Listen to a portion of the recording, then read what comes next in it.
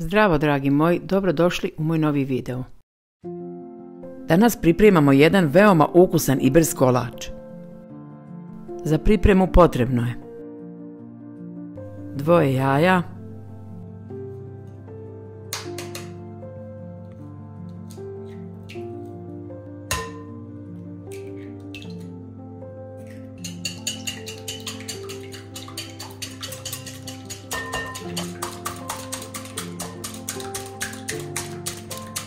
četiri kašike šećera,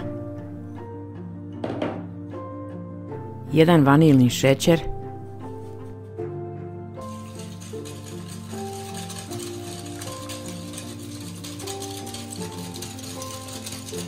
6 kašika ulja,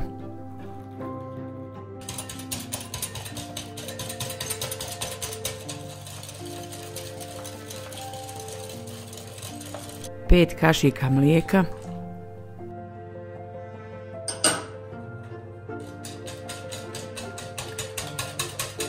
kora od naranči,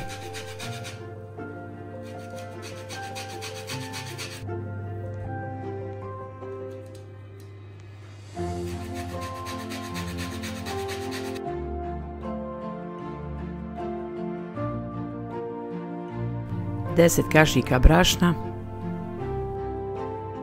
1 prašak za pecivo,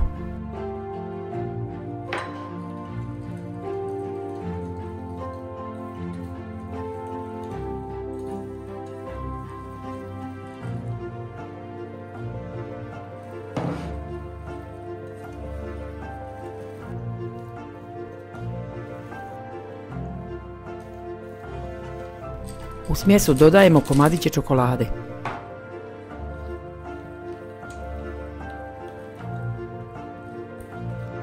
Smjes usipamo u kalup dužine 27 cm i posipamo komadićima čokolade.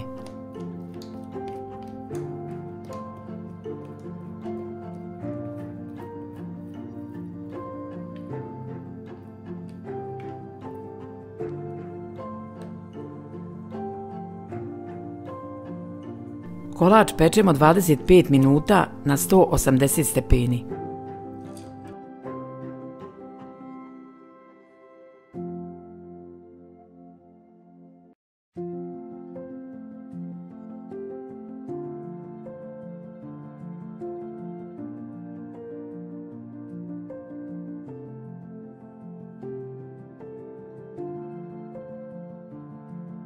Kolač je spreman, a mi se vidimo u sljedećem videu.